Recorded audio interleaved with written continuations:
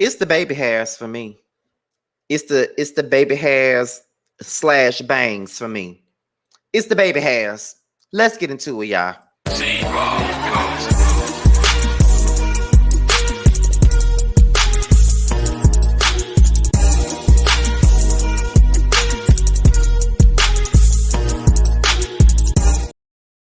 What's up? This is your boy, Scotty by Nature TV, and we're here for a brand new review of Love and Hip Hop ATL Season 11, Episode 2. What is going on, you guys? I hope you guys are having a wonderful, wonderful Tuesday, and I intend on doing the exact same. Now, before we get into the review, let me let you guys know, I am very happy that you guys enjoyed my first Love and Hip Hop Atlanta review in such a long time. You guys enjoyed it. I got a lot of positive feedback from it. Y'all said I brought back the old Scotty on that review, honey. So that should be a good thing, because them Love and Hip Hop reviews that I used to do used to be lit as hell. We already know that. But thank you guys for tuning in and enjoying the reviews. Now, before we get into the review, let's talk about what we got coming up. Now, as you guys already know, Boys Night Out will be returning later on this summer, late August, early September. Me and the guys will be coming together later on next month to talk about this brand new season of Boys Night Out. So make sure you guys are ready for that. Now, as you guys can see, I am reviewing Love and Hip Hop Atlanta as we speak,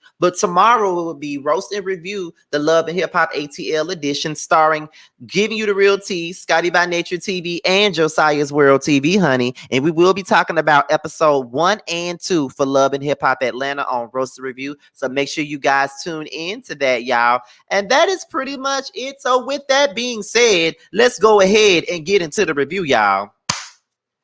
Let me tell y'all, this season is so good. Okay, I am enjoying this shit. This season is so damn good that it don't make no fucking sense. It is so good already. And when I tell you, Love and Hip Hop Atlanta is back with a vengeance, and MTV was probably the best move for this show, because I have not been excited to watch Love and Hip Hop in so long. Okay, so I am very excited about this show, period. Y'all can probably tell by the reviews, but let's go ahead and get into it.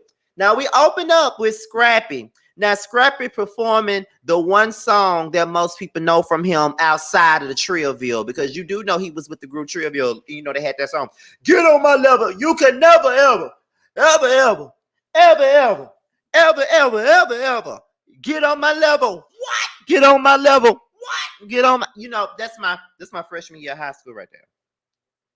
But he also had another song called You Don't Want No Problem. You don't want no problem. They used to always make all them little songs about fighting folks. And, he just up there just performing his little heart out and stuff like that. So then the next thing you know, as he's standing outside, somebody walks up on him, and it's Diamond. Now, I got 32 flavors of that bootylicious bubble gum. Diamond walking up. And I'm like, child, we are in for a ride, honey. Okay. So we get into Spice and Shekinah. Now, Shekinah pulls up. She ain't seen Spice since she been in the DR. And now that Spice is back home, Shekinah is pulling up. Now, at first, Spice would not let Shekinah in her house, because Spice is mad with Shekinah, because she feels like Shekinah didn't come to the DR to see about her while she was in surgery and stuff like that. She said her and Carly don't even fool with each other like that, and Carly still showed up to come and see her. So when Shekinah came over, she said Spice was acting like a bitch. That's what she said. And then, but she walked in anyway. And then she said, this house is nice. Can you, show me around? And then Spice is like, I'm not showing you around nothing. If you can walk through the house on your own. So then, that's when Spice starts confronting her about why she didn't come and see her when she was at the hospital. And so Spice was like, well, Mita did not give me the address. Like, she didn't give me no information. So that's the only reason why I wasn't there. Like, Spice, I wanted to be there, but I didn't know nothing. They didn't give me no information. Mita just would not, she refused to give me some information. And because Carly and Mita are the best of friends. And Shekinah was like, now Mita knows that I wasn't fucking with Carly at this time. So why was she fine with giving Carly the information to come and see me, but she didn't want to give it to Shekinah when Shekinah is actually my friend? And so, Shekinah was like, I thought that Mita was my friend. Like, we was hanging out, but all of a sudden she started hanging out with Carly, messy ass. And she know that I don't with Carly. Me and Carly don't with each other. So I don't understand how Carly and Mita got to be so close and stuff. So, it's a lot going on with the whole Shekinah, Spice, Carly Red fiasco. There's a lot going on with that. And I noticed that Carly Red ain't in the credits, but Rashida is. I'm trying to understand, because don't get me wrong, I don't like Carly Dead either. I don't like her at all. But why is Georgia Prune still in the credits? She don't bring nothing. She ain't got nothing. Why is Georgia Prune still in the damn credits? Why is Rashida Got Bags still in the credits? I'm going to always ask that question until Rashida Got Bags is gone. I'm just going to say that. But Shekinah and Spice. Shekinah apologized to Spice for not being there for her. And Shekinah started crying. And I really felt like that was a genuine moment. I really do feel like Shekinah and Spice are genuine friends. They really do love each other for real, for real. And you could tell that was on, Shekinah's heart to really do that. You feel what I'm saying? So I'm glad that she, humbled herself and apologized because, as a friend, the only thing that you can do when you hurt somebody is apologize. And they can, it's up to them on whether or not they want to take that apology or not. You feel what I'm saying? So the only thing that I can say about it is, shout out to Shekinah for, trying to right her wrongs with her friend and just try to move forward because, good friends are really hard to find. Real friends are really hard to find. Friends that really understand who you are as a person is really hard to find. I'm telling you, I've been learning that. It's been so many lessons and so many things for me to learn over these last child. Listen, I could write a book on shit like that. But it's good to know that, Shekinah gave her that grace and she apologized. And, I could tell that this was really real. This is a real friendship. So now we're going to get into Chaotic. This chocolate god with the good teeth. Okay, Chaotic is in the building, honey. And it's his listening party. He got a new album coming out. Now, we meet this new girl for Love and Hip Hop, and her name is Amy. Now, apparently, she's a rapper, and, her family is like the Black Kardashians or whatnot. And, apparently, her and Chaotic have this friendship. They've been friends for many, many years, but they have this flirtatious type of relationship. I got friends like that where we be flirting with each other all the time, but we not, we never really cross that line, but we do flirt all the time. But we know that if we really wanted to, it could cross that line. And let me tell you something. I'm willing and waiting, but it's all up to you. Oh, that's all I got on that. So Amy meets Mama D. And Mama D was basically saying how pretty Amy is. And, she said, I used to be a pimp back in the day. And it would be, this bitch and the Bentley bitch. And most definitely you are this type of bitch. And I think that Amy said, girl, like, I don't know what Mama D talking about or what she on, but baby, I'm a Bentley. Okay. Or something she said. I guess she said she a Bentley bitch. I don't know. So then she just met Amy. And she's sitting up here spilling tea to Amy and Chaotic about Scrappy and Bambi. And she was talking about she gonna stay out these folk business. She ain't gonna get involved in these folk business and all this other stuff. You saying all that, but in the same breath, you get involved in these folk business. I mean, come on now. Like, see, this is the reason why Scrappy really don't put you like that. Because you keep running your mouth about that main business. Like, come on now. Like, let's not do that. Like, let's stop doing that. Because it's just like, girl, this is the reason why the man was mad with you in the first place. Because you're sitting up there running your damn mouth, being garbage, running your mouth about his personal business. Now, what made you think that was okay for you to be telling all that business? And you don't even know Amy. Does Scrappy even know Amy? You don't even know Amy. But then again, he might know Amy if he friends with Chaotic. But my thing about this is, why are you bringing this up to this girl and she don't even know him like that? Then she turned around and said, they've been, has Scrappy done some foul stuff to her? Absolutely. Hell, I mean, and then Diamond got her own stuff going on because, Diamond, she waiting on her period to come. And then it's like, she might be pregnant. I'm like, wait a minute. What? Not Mama D sitting at the table talking to Amy and Chaotic and giving them the tea. You know what I mean? And so it's just like, Mama DC, this is the reason why you in the predicament that you are in, because of the simple fucking fact is you running your mouth telling this man's business. Now, if he told you that, why did you feel the need to even be talking about this shit with people that you barely even know? Like, this is the reason why he cussed you the fuck out last season, because you was you running your motherfucking mouth about his motherfucking business, and then you get mad because he don't want to fuck with you like that. This is the reason why he don't want to fuck with you, because you run your fucking mouth too fucking much. It's that simple, girl. It's that simple, and you don't understand it. And so Chaotic was like, look, I don't want nothing to do with this. I don't want nothing to do with this. I don't want nothing to do with this, period. You know what I'm saying? I don't know. I don't want nothing to do with this. Like, please leave me up out of this shit, because I don't want nothing to do with it. You feel what I'm saying?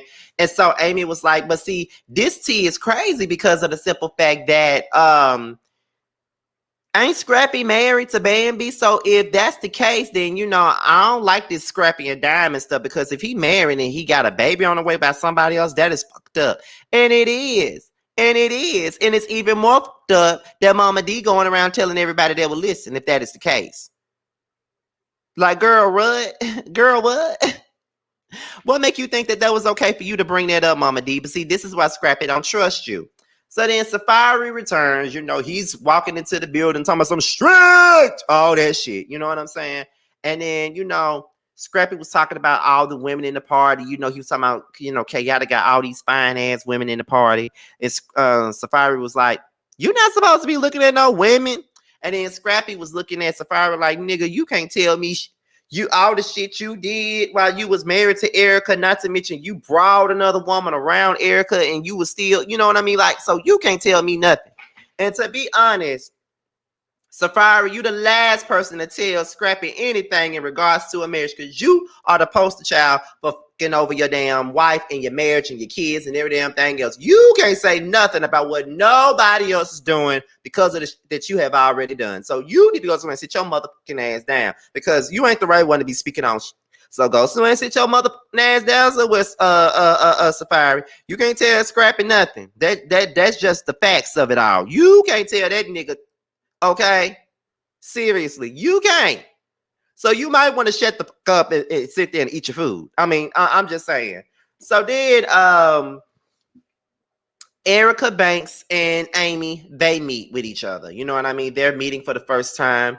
And then, you know, they discuss like the struggles of female rap. And they're talking about, you know, it's very hard for us females in this industry, because it's like only one person supposed to be on top. Like they only want one female rapper at a time to really just come out and do their thing. And that is true, but I do believe that at this point there's a different breed of female rappers now, and there's a big old crop of female rappers out right now.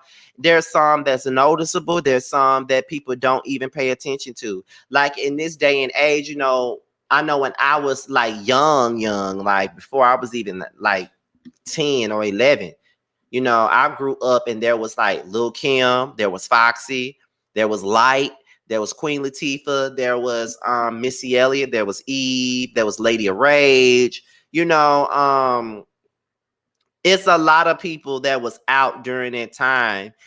Trina, you know, we all grew up on Trina down south. Like there was a big, you know, there was a crop of female rappers, and then it kind of dwindled down. You know, like the Brat. Like I'm just thinking about different people as I grow. Like the Brat, that's what I'm looking for. Like a lot of women. But then they all went away, and Trina was the only one that was putting out music consistently. She was, but nobody was paying her no mind. And then Nicki Minaj came out, and she was pretty much the only female that really was on top. Then you had people like Azalea Banks, who was making noise but didn't really go nowhere. Then you had Iggy Azalea, who was making noise. She had a #1 record with Fancy, and that was pretty much it. She didn't go nowhere. So for a long time, the only person, then you had people like Dej Loaf that was trying to come in, and it just didn't work out. So then like around, I want to say like around 2018, 2019, you saw more female rappers coming out. There's Cardi B. There was Megan Thee Stallion. There's Lotto. There's Glorilla. There's, you know, Tierra Whack. There's Rhapsody. There's Chica. There's Doja Cat. There's a lot of different female rappers that are out now, and they just keep popping up as time goes along. So there it is a struggle because the industry does only want one female rapper to be on top at a time. They do. But I'm glad that a lot of these girls are actually working together and just supporting each other. That's what I like to see. I want to see another Ladies Night collaboration. I don't want them to remake Ladies Night, but what I want is another collaboration that's similar to Ladies Night. Like, I need somebody to do a big song, have a remix, and then put all these girls on a record and do a video for it. Like, Nicki Minaj could have done that with that Super Freaky Grandma song with all those female rappers she had. I wanted to see a video for it. As much as I didn't like that fucking song, I wanted a video for it because it would show female unity and stuff like that. You feel what I'm saying? But she didn't do it. But I was feeling that conversation that they were having or whatever. And then, Amy was basically saying, have you ever heard of Rennie Rushi?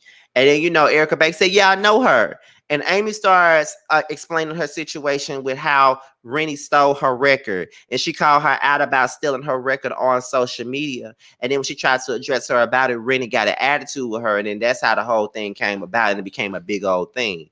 And, she did steal her record. She said, I was sitting there with my producer. I was doing this. I was doing the next thing, I hear Rennie Rushi singing the song, and it's just like, girl, like I wrote that song, and you out here singing it. You know what I'm saying? So this is like there's about to be a beef brewing with Amy and Rennie. But then again, we already see that Rennie threw a drink in Erica Banks' face. I don't know if that was a latte or a drink, but she threw it in her face. So this is gonna be a mess. Scrappy said that he tried to keep his distance from Mama D and try not to tell her nothing. Look like he did tell her something because she already running her damn mouth. Then Chaotic started playing his album. And people are saying that they are enjoying the music. They really love the music. They like the direction that he is now going in. And, here for it. Here for it all. Okay, so now we're going to get into Bambi. Now, we're in LA. Bambi said she'd have moved out of the house that she shared with Scrappy. Now she done found her own place to move her kids in, and now she's doing what she needs to do for them. She's shooting a music video for her whack ass song because Bambi cannot rap. She never could rap. I don't know why she even tried to rap. She needs to just stick to being a reality star, and that's it, because the girl cannot rap, and she at the age of 40, she's never gonna pop. Let's see. So then Sierra, the Blowfish, arrives. And basically, she told Bambi, because she's basically there because Bambi got her doing a guest appearance in her music video. So Sierra the Blowfish is like, girl, you're going to be mad with me. And Bambi was like, why? What happened? Sierra said, I got to go back to Atlanta. And so Bambi was like, what happened? What happened? So she said that her daughter Paris keep texting her, Eric and Paris got into it. And at this point, Paris does not like Eric, which is her man. And she said that she feels like he's very disrespectful. He mentally abuses her, and it's not working. Like, he calls her bitches and hoes in front of her kids, and now her kids don't like him. Very reminiscent of the things that I grew up around. My mother was married to my stepdad. My mother got married to my stepdad while she was pregnant with my baby brother. That was in 2000. My brother was born in June of 2000. I was 11 years old. So, but my mom had been with my stepfather since 1993. So and I was born in 89, so go figure, that's half of my life. And so she got married to my stepdad in 2000. They recently they separated in 2015, and they officially were divorced in 2023. For most of my childhood, I would hear my stepfather call my mama all kinds of bitches and hoes. Bitch this, bitch that, hoe this, hoe that, all kinds of bitches and hoes. I seen my stepfather lay hands on my mama and all that stuff. I have fought my stepfather in defense of my mother. Many physical altercations. Me and my sister jumped him in defense of my mama. Like, it was very violent. So I get it. And we all grew to hate him, including my baby brother, who is his son. Like, we all didn't like him because of the disrespect. So it was kind of like, when I heard Sierra saying it on the show, I'm just like, girl, I definitely understand where you coming from, because there's only so many times where you could disrespect a child's mama in their damn face. And I know that I know she got a son, and I know the son ain't really having this shit. I know he not, because I wasn't having it with my damn mama. So I get it. So whenever your kids hate somebody that you dating, you got to get away from them. And that's on period. There's nothing else that can be said. There's nothing else that can be done. Like, you got to let them go, because that's going to create an issue between you and your kids. But then she turned around and dropped the bomb saying that her and Eric and got married. Every time I turn around, Sierra the Blowfish always having an issue with some fuckboy ass man. And it's like, girl, where are your you walk around here, you act like you this bad bitch with all this Botox in your face, with the bad wigs, you act like you this, but then you turn around and you keep on dealing with the same old trash ass dudes. Shooter was trash. BK was definitely trash. And Eric is trash too. He don't like your kids, and you married him anyway. So you putting a man over your kids. I don't understand it, but okay, Sierra. So then Spice, she meets up with Mooney. I actually met Mooney when we was at the Boss Baby Awards. Actually, he's the one that presented me with one of my awards. As a matter of fact, he was actually one of the hosts of that award show. Mooney is what is it? Mooney is a choreographer, and even though she's fresh out of the hospital, she's still trying to get herself back out there to try to do her thing. So then, as they're trying to practice or whatever, Shakana comes in. Shakana comes in and she's pissed off. She's pissed off at Spice for being out of the bed trying to sit up here and dance, and they get into an argument. And she was like, "Girl, what are you talking about?" Spice is mad because Shakana trying to tell her what to do, but I don't think she's trying to tell her what to do. I think she's telling her right. You know that you ain't got it all right now, so why are you sitting up here doing this? You still got an open wound, and you out here trying to dance. I get that you're trying to get back to what make you money in your career and all of that other good stuff, but baby, you need to let that go for now. You need to focus on healing. Like, that music career ain't going nowhere. You need to focus on healing right now. I get that you don't like to sit on your ass for a while, but you're gonna have to. You made the decision to go to the DR to get this shit done, and then you almost lost your life over it. So this is the price that you are paying right now. So you just got to sit back, let yourself heal before you try to get out there and do it. You see that when you was trying to sit up here and do these moves, no matter, and he tried to make it so you could do it and not worry about it, and not, worry about no BS, but yet you still got to worry about the BS because you still openly wounded. So stop while you ahead. Stop trying to do all this extra shit, because it's not going to work out for you. Stop, Spice. I get it. You trying to keep your shit going, but you can't keep it going like that. You got to let it go for now. Focus on your health, because you're going to find yourself back in the fucking hospital away from your damn kids. Sit down, Spice. So anyway, Erica Banks and Amy, they're doing this thing called South by Southwest. They're performing. Erica said this is her first time performing, since the pandemic. When Buster came out, she was supposed to do South by Southwest, but then, everything was shut down, so they couldn't do it. And so they're both about to perform. And they was like, South by Southwest is like this big ass event where, talent is discovered and things of that nature. They're able to get this and, get their things. So then, Amy started talking about her family issues and how hold on. Talk about her family issues and how, things are not, working because of the simple fact that her family is like the Black Kardashians. That's how she described them. And her career was the one that took off first. So she spent a lot of her time with her mama spent a lot of her time with Amy, trying to get her right. So it makes her sisters feel a different type of way. And Erica was like, sometimes you just, I know you may not want me to say this, but sometimes you just don't have to deal with your family. And to be honest, I'm learning that too. Sometimes you don't have to just deal with your family.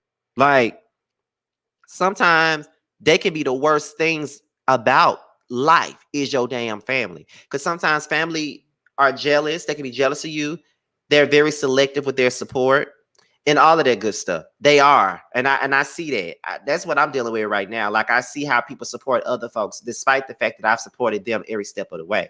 And I see that, and I just remove myself. Like, if you're not going to support me all the way and you're going to be very selective with your support, then don't with me. Like, I don't need that because I'm not going to continue to open up my heart and my spirit to you, and you're not doing anything for me. So, yeah, sometimes you don't have to with family. And then Amy reveals that Diamond is pregnant. And then it's like she said, that's what Mama D insinuated. Now, I don't know if she's pregnant or not, but that's what she insinuated. And Erica was like, I hate that Amy even said something, especially saying something to me about it. So that's going to be some mess. So then Spice and Angel, they're sitting down having a conversation. Angel explains how it became a circus when Spice was in the hospital in the DR. She said that Mita was calling the blogs, leaking information instead of just, saying no comment and stuff like that, but she was the one leaking the information. Spice don't want to believe that Mita was leaking the information, but I definitely feel like she was leaking the information. Spice was saying that Mita blocked Shakana from coming to see her at the hospital, but yeah, she let Carly come. She said Carly was doing a whole lot of fake stuff to her behind her back, and she's just not fucking with Carly right now. But Carly been faking, y'all know that, but y'all want to sit up here and defend her for everything. Okay, girl. Next thing you know, we get into Sierra and Eric. Eric says that he doesn't get no love in his house. He wants to receive the same love that Sierra the Blowfish gives to her business and to her kids and to her family, but he feel like he's last on the list. Then they start arguing about the kids. Sierra says that it was fine when Mason went with his dad, but when he came back, you wasn't comfortable. He was like, I wish you would have had that conversation with me about it, but now I'm not comfortable in my own house. You're not comfortable in your own house because you're being a disrespectful ass bitch to her. That's just point blank. You can't sit there and call a child's mother a bitch and a hoe in front of them. Like, this ain't no Queen Latifah shit. UNITY. UNITY. That's a unity. UNITY. Like, instinct beats me to another flow. Every time I hear a brother call a girl a bitch or a hoe, trying to make a sister feel low, all of that got to go. Now, everybody knows the exception to this rule, but don't be getting mad when we playing is cool. So don't you be calling me out my name. I'm being rapped to those who disrespect me like a dame. That's why I'm talking. One day I was walking down the block. I had my cut off shorts on right because it was crazy hot. I walked past the dudes when they passed me. One of them felt my booty. He was nasty. I turned around red. Somebody was catching a rag. Then the little one said, yeah, me, bitch, and laugh. Since he was around his voice, he tried to break fly. I bust him dead in his eye. I said, who you calling a bitch? Okay? I know that whole verse. Okay? But you can't disrespect somebody's mama and then expect for them to respect you. The problem about this whole thing is that Eric did not want a woman with children. That's what he did not want. And he knew that Sierra had some fucking kids. So if you knew that she had some effing kids, why did you get with her? You think that she's supposed to throw her kids away because you don't want them around? Absolutely not. Talking about, I never wanted a woman with kids because I feel like my first should be your first. Well, it's not the situation. It's not the situation. And I highly doubt that this woman even want no more kids. Let's be real. Eric is full of but Sierra is too, because she sticks around with these same trash ass men and wonder why life be so rough for her. Life gonna always be rough for her dumb self because she always running behind these no good ass dudes. Like, girl, I would ask, do you got some sense? But we hear how you talk. We know that you ain't got no sense because I'm Sierra and I work by the glam shop and I run my own business and I don't fuck with these guys because I'm a bad bitch. Like, girl, shut up. You are a bad one. You are a baddie in so many different bad ass ways. Shut up, Sierra. Please, because you make yourself look like a fool. Every time I turn around on this show, Sierra look like looking dumb for a nigga. Every time. One thing about it, she's going to play that role every season. She's going to be a damn fool for every time. But okay. But y'all, with that being said, y'all, this was my review for Love and Hip Hop ATL, y'all. I am enjoying this show. I hope you guys can see that. I am definitely enjoying this show. But this is my review of Love and Hip Hop Atlanta. Be sure to like, rate, comment, subscribe, and share this video. And also click on that notification bell so you can be notified whenever a video drops. If you want to follow me on any form of social media, my Twitter, my Instagram, and my TikTok will be down below. With that being said, make sure you guys tune in because we will be discussing this episode and last week's episode tomorrow night on Roasted Review. And until then, I will see you guys later. All right. So be on the lookout for the Carlos King video. That will be the next video you guys see from me. And we are out of here. Until next time, bye y'all. Rest in peace, Danita girl. I miss you so much. Bye y'all.